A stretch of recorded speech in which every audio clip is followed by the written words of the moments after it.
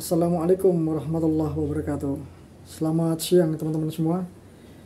Dimanapun teman-teman berada, salam sejahtera. Semoga selalu diberikan kesehatan, kelimpahan rezeki, dan dimudahkan segala sesuatunya, serta mendapatkan umur yang panjang serta keberkahan usia.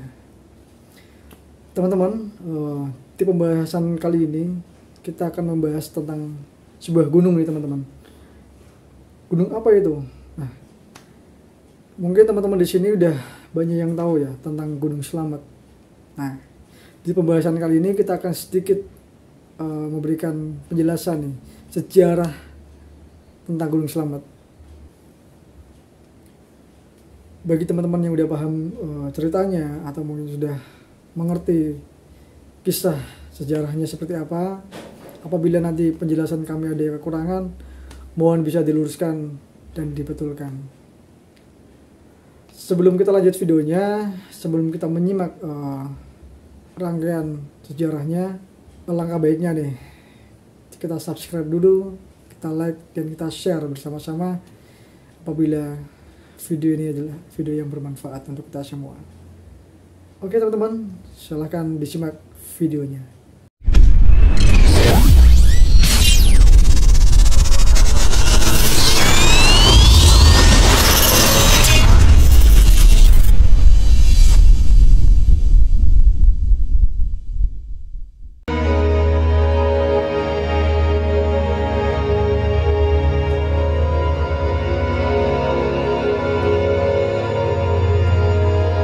Memiliki ketinggian 3.428 meter dari permukaan laut, Gunung Slamet adalah sebuah gunung berapi yang terdapat di Pulau Jawa, Indonesia. Gunung Slamet terletak di antara 5 kabupaten, yaitu Kabupaten Brebes, Kabupaten Banyumas, Kabupaten Purbalingga, Kabupaten Tegal, dan Kabupaten Pemalang, Provinsi Jawa Tengah. Gunung Slamet merupakan gunung tertinggi di Jawa Tengah, serta kedua tertinggi di Pulau Jawa setelah Gunung Semeru. Kawah 4 merupakan kawah terakhir yang masih aktif sampai sekarang, dan terakhir aktif hingga pada level siaga pada tahun 2009 silam. Gunung Slamet cukup populer sebagai sasaran pendakian meskipun medannya dikenal sulit. Di kaki gunung ini terletak kawasan wisata Batu Raden yang menjadi andalan Kabupaten Banyumas karena hanya berjarak sekitar 15 km dari Purwokerto. Sebagaimana gunung api lainnya di Pulau Jawa, Gunung Slamet terbentuk akibat subduksi lempeng Indo-Australia pada lempeng Eurasia di selatan Pulau Jawa. Retakan pada lempeng membuka jalur lava ke permukaan. Catatan letusan diketahui sejak abad ke-19. Gunung ini aktif dan sering mengalami erupsi skala kecil. Aktivitas terakhir adalah pada bulan Mei 2009 dan sampai Juni masih terus mengeluarkan lava pijar. Sebelumnya Gunung Slamet tercatat meletus pada tahun 1999.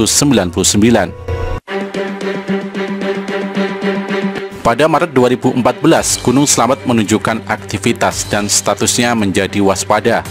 Berdasarkan data PVMBG, aktivitas vulkanik Gunung Slamet masih fluktuatif setelah sempat terjadi gempa letusan hingga sebanyak 171 kali pada 14 Maret 2014 dari pukul 00 sampai dengan pukul 12 waktu Indonesia Barat.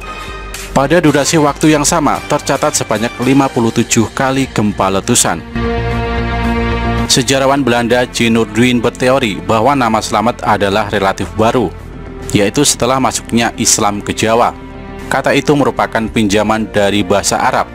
Ia mengemukakan pendapat bahwa yang disebut sebagai Gunung Agung dalam naskah berbahasa Sunda mengenai petualangan Bujangga Manik adalah Gunung Slamet, berdasarkan pemaparan lokasi yang disebutkan.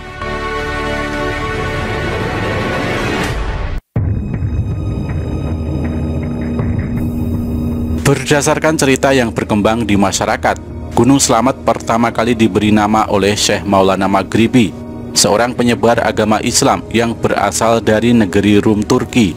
Di sana dia merupakan seorang pangeran. Suatu hari setelah melaksanakan ibadah sholat subuh, Syekh Maulana melihat cahaya misterius yang menjulang tinggi di angkasa. Sang pangeran itu merasa tertarik dan ingin mengetahui sumber cahaya misterius tersebut. Beliau pun memutuskan untuk menyelidikinya sembari menyebarkan agama Islam dengan ditemani pengikutnya yang setia bernama Haji Datuk serta ratusan pengawal kerajaan. Mereka berlayar menuju ke arah sumber cahaya misterius. Namun ketika kapal yang ditumpangnya tiba di pantai Gresik, Jawa Timur, tiba-tiba cahaya tersebut muncul kembali di sebelah barat. Dia pun memutuskan untuk ke arah barat hingga sampai di pantai Pemalang, Jawa Tengah. Di pantai Pemalang, Syekh Maulana menyuruh hulu balangnya untuk pulang ke Turki. Sementara beliau melanjutkan perjalanannya dengan ditemani Haji Datuk dengan berjalan kaki ke arah selatan sambil menyebarkan agama Islam. Ketika cahaya tersebut melewati daerah Banjar, tiba-tiba beliau menderita sakit gatal di sekujur tubuhnya, dan penyakit gatalnya itu pun sulit untuk disembuhkan. Suatu malam, setelah menjalankan sholat tahajud, Syekh Maulana mendapatkan ilham jika beliau harus pergi ke Gunung Gora. Setibanya di lereng Gunung Gora, beliau meminta Haji Datuk untuk meninggalkannya sendiri dan menunggu di suatu tempat yang mengeluarkan kepulan asap. Ternyata di situ ada sumber air panas yang mempunyai 7 buah pancuran. Syekh Maulana memutuskan tinggal di sana untuk berobat dengan mandi secara teratur di sumber air panas yang memiliki 7 buah mata air. Berkat kemanjuran air panas itu, akhirnya penyakit yang dideritanya sembuh total.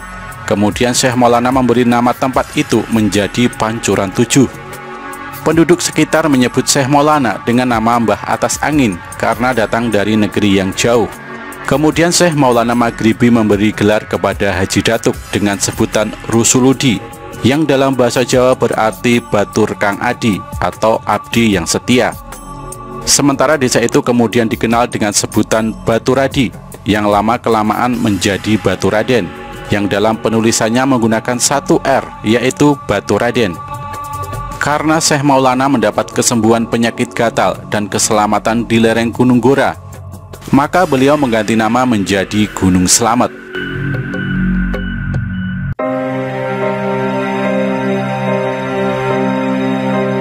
Berbicara soal ramalan, ada banyak petuah Jayabaya yang mengejutkan orang, termasuk salah satunya yang paling ngeri adalah Nugel Tanah Jawa Kaping Pindho, yang bisa diartikan sebagai mematahkan Jawa untuk yang kedua kali. Ramalan Jayabaya memang tak pernah sangat jelas, selalu dikemas dengan syair sehingga tafsirnya bisa berbeda-beda. Tapi yang satu itu menurut banyak orang cukup jelas artinya. Lalu apakah benar Jawa akan terpisah jadi 2 bagian? Kemudian apa saja tandanya jika benar-benar demikian? Berdasarkan cerita dari berbagai sumber dikatakan bahwa Jawa dan Sumatera dulunya adalah satu kepulauan. Selain bukti fisik, hal ini juga bisa dilihat dari cerita-cerita sejarah. Kemudian lantaran masih satu area, maka orang dulu menyebutnya Sunda Besar, atau mungkin ada yang bilang Jawa saja. Lalu apa korelasi hal ini dengan ramalan Jayabaya? Seperti yang kita tahu, Jawa dan Sumatera akhirnya terpisah karena beberapa hal, termasuk salah satunya adalah meledaknya Gunung Krakatau pada tahun 1883. Letusan gunung yang anaknya masih eksis ini memang luar biasa. Salah satunya membuat dunia gelap sementara karena abu vulkanisnya. Karena ledakannya pula akhirnya daratan yang menghubungkan Jawa dan Sumatera sekarang terpecah. Banyak orang yang kemudian mengaitkan ini sebagai realisasi dari ramalan Jayabaya soal Jawa yang patah. Alhasil tidak sedikit pula yang menyimpulkan jika petuah sang raja sudah terjadi, sehingga kita bisa tenang. Tapi di ramalan disebutkan kata Kaping Pindho yang artinya 2 kali. Lalu apakah setelah pisahnya Jawa dengan Sumatera akan terjadi hal yang serupa? Wallahu alam bisawab. Ramalan Jayabaya soal Jawa yang patah juga erat kaitannya dengan Gunung Slamet. Jadi menurut mitos masyarakat setempat, seandainya gunung yang ada di 5 kabupaten di Jawa Tengah ini meledak, maka Jawa akan benar-benar terbelah. Bahkan menurut sesepuh di sana, kejadian tersebut akan membuat laut utara dan selatan Jawa bertemu. Mitos memang kadang susah dipercaya, tapi kita lakukan analisis kecil. Kalau dilihat di peta, letak Gunung Slamet ini memang pas sekali di tengah-tengah Jawa, baik dari selatan ke utara maupun barat ke timur. Dan faktanya, Gunung Slamet adalah salah satu dari sekian gunung di Jawa yang masih aktif sampai sekarang, di mana bisa sangat mungkin untuk meletus. Jika pada akhirnya benar-benar meledak, maka memang tidak mustahil ia bakal membuat retakan yang begitu besar, dan akhirnya jadi bukti ramalan. Semoga saja hal ini tidak terjadi. Gunung ini dinamai Slamet bukan tanpa alasan, melainkan sebagai sebuah doa.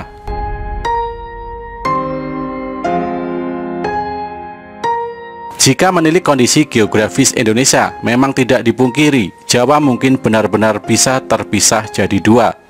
Seperti yang kita pelajari di sekolah, posisi negeri ini terletak di cincin api Pasifik, di mana sangat rentan terjadi letusan gunung berapi. Tentu sudah banyak yang kita lihat sebagai bukti dengan ditambah fakta kalau gunung berapi tidak hanya meledak sekali. Entah kapan, mungkin akan ada masa di mana gunung-gunung aktif kita bereaksi sehingga memicu ledakan yang luar biasa, sehingga pada akhirnya benar-benar memecah Jawa jadi dua. Tentu kita tidak berharap demikian. Hanya saja jika berbicara secara probabilitas alias kemungkinan, hal tersebut memang mungkin terjadi melihat posisi Indonesia yang berada di tapal kuda ini. Membaca ramalan Jayabaya memang sama sekali tidak mudah, karena untayan-untayan baitnya penuh dengan kiasan, seperti ramalan Jawa Kalungan Wesi, yang diartikan orang-orang sebagai pulau Jawa yang terbangun rel sehingga mirip kalung. Soal Jawa terbelah juga bisa dipandang secara berbeda. Sampai sekarang masih jadi misteri tentang ramalan Sang Prabu soal pecahnya Jawa. Tetapi hal yang demikian tentu kembali kepada masing-masing orang. Apakah mempercayai atau hanya dijadikan bait zaman lampau yang tak akan terjadi? Namun soal persatuan zaman sekarang yang agak miris, adakah yang berpikir jika mungkin itulah yang sebenarnya dimaksud Jayabaya dalam ramalannya?